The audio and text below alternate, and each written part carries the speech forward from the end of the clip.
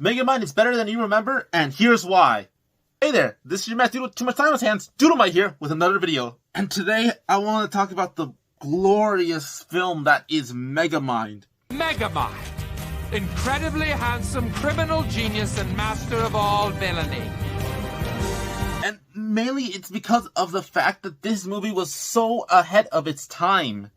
They put in so much dedication, and it got beat out of by Despicable Me. Good movie, but in my opinion, I think this is better. And I just want to talk about why I love this film so much, and what stuff I didn't know as a kid that later on you look back and I'm like, oh my god, I see what they were doing, and that's for the adults who watch with their kids. I'm like, dang. Because, okay, as a kid, I didn't know anything about the tropes that they would play with or the things they would make fun of. But as a kid, those were just things that were happening in the film. But getting older, it became something different. It became a fun poke at these characters and the trope. But you know why I love this movie so much too? It doesn't treat it like trash. It doesn't make fun in like the worst way. It actually has fun with the material. It says, yes, we are aware of how goofy superheroes are, but they do it in a way where it's fun and engaging, unlike in like The Boys and Watchmen and like shows like that, or movies.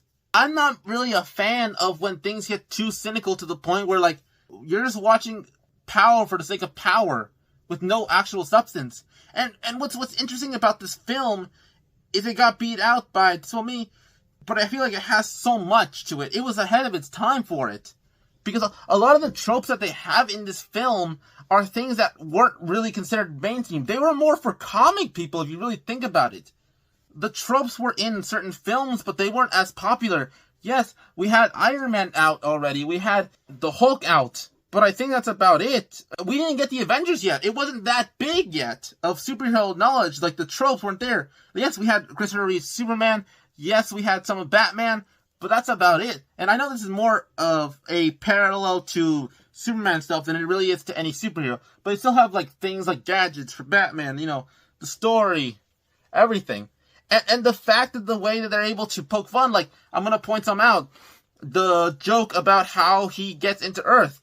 They do a whole little, like, arc for him of not knowing what his destiny is. Even though it's clearly shown in the film itself from when he's in his little tube, his little spaceship, his parents are about to say, you're destined for greatness, like most parents would say to their kids.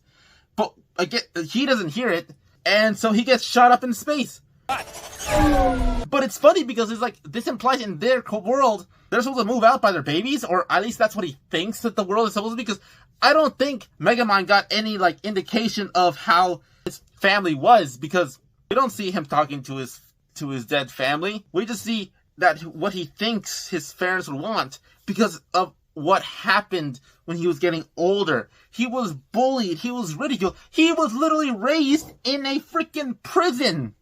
He was taught right was wrong and wrong was right. And he still ended up somewhat okay in the sense that he still was a supervillain that was trying to kill the superhero. And then there's Megamind, who is technically the unspoken hero villain, if that makes sense. Like, he doesn't do anything as a bad guy, but it points out something that most hero stories don't really do, which is that, what if you do gain abilities? What if you are born with abilities and you don't want to do anything with them? What if you just want to live your life? Each and every citizen of Metro had something I didn't. A choice. Ever since I can remember, I've always had to be what the city wanted me to be. But what about what I wanted to do? Then it suddenly hit me. I do have a choice. I can be whatever I want to be. No one said this hero thing had to be a lifetime gig. Yeah, he loves the fame. That's probably why he became a hero. He probably loves the attention because that's who he was raised by. Nature versus nurture. He was raised by people who just loved him conditionally with no added things. Like, his mom in this time already saying, I love you so much. And the dad looked so dismissive. So I don't think they really had ever told him no. So when he got older, his Everyone just saw that he has superpowers as a kid and said, you become our superhero. No question at all. You have to be our hero. And he never got a choice in that.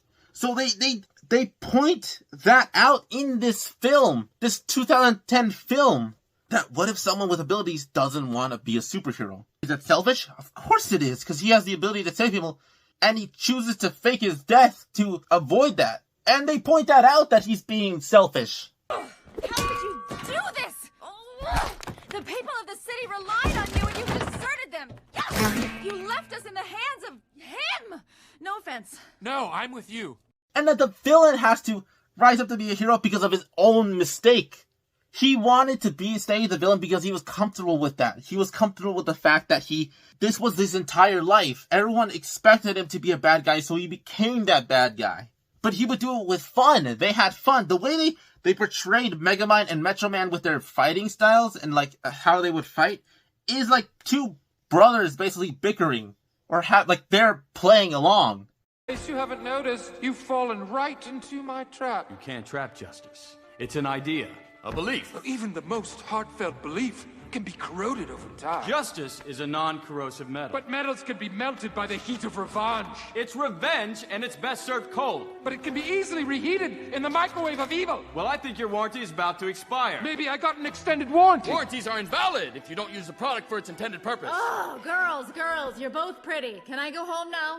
Like when Titans introduced an actual bad guy, someone who was literally a incel, someone who just expected what he got for being nice. If he didn't get what he wanted as a nice person, then what's the point of being nice? And then they have Roxanne Ritchie, which is supposed to be like the Lois Lane architect, being done with all the BS of being kidnapped, and she just used to that. And you know why I find this funny? Because it shows that Megamind didn't even really harm her in reality, because even though he showed off all these like excessive ways of how he could hurt her, nothing ever happened. She's just kind of like, oh, this is a thing, this is a thing.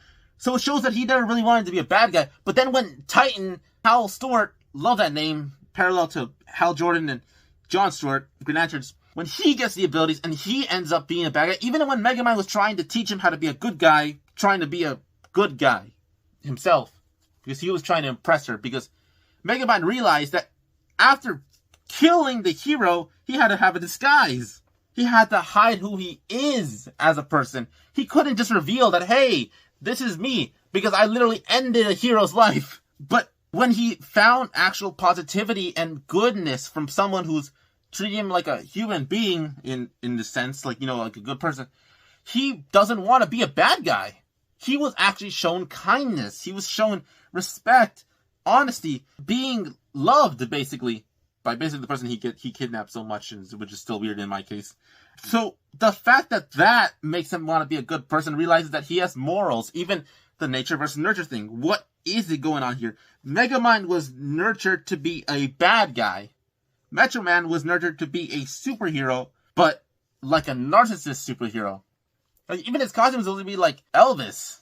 Like, you know, like, it's very showy. And then there's Minion. I know he doesn't really get that much, like, to say, because, you know, he's still supposed to be, like, the minion of Megamind. And Megamind has other robots that he makes. Like, Megamind is also a genius. But Minion is basically his caretaker. And because Minion was basically also, I think, like a baby when Megamind was a baby, he doesn't even know what he wants. But he's trying to take care of Megamind.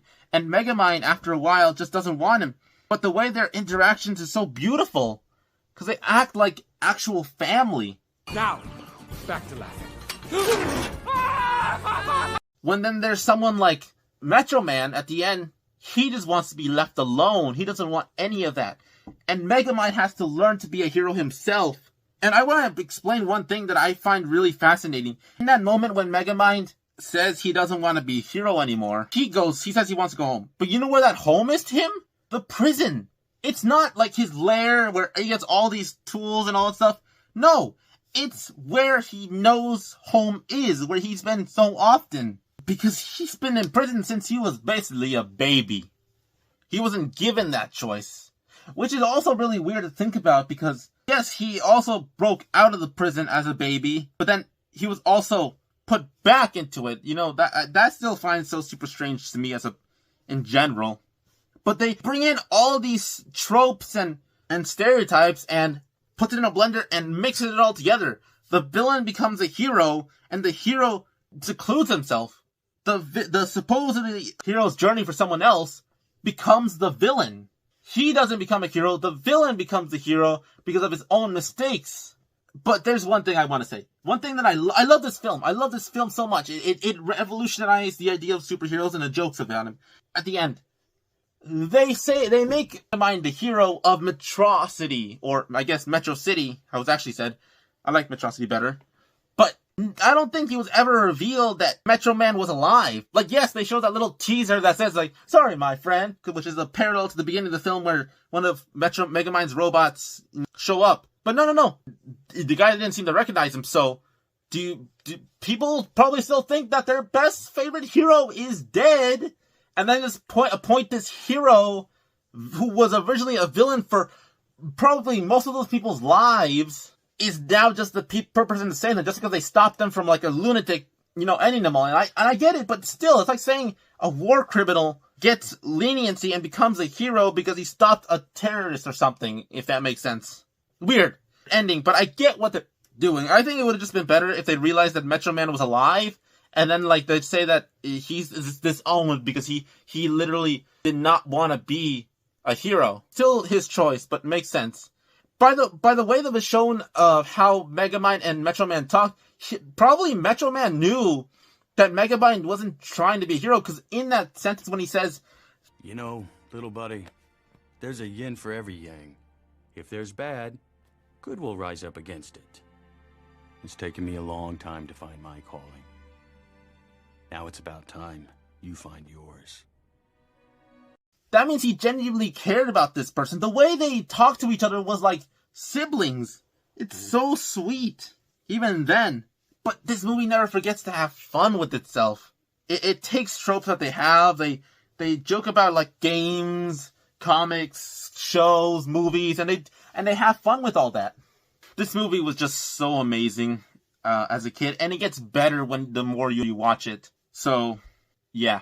What did you think about this film? Did you like Megamind? Did this movie change your perception of time? Or did you just kind of think this movie was okay, and you thought that Despicable Me was better? And I would like to know that stuff in the comments down below. I read all your comments, and I'll respond to most of them, if you're respectful. And if you like this video, please, like it. And if you want to see more of these videos, please subscribe and then hit the notification bell so you can actually get notified when they actually come out. And if you want to be more involved in my videos, I make polls and posts of random stuff. And if you want to say hi or you just want to talk a little bit in there, that's fine. I actually like the community here. Thank you so much for everyone who watches my stuff. I appreciate that so much. But yeah, this has been Dynamite, and I hope to see everyone in the next video.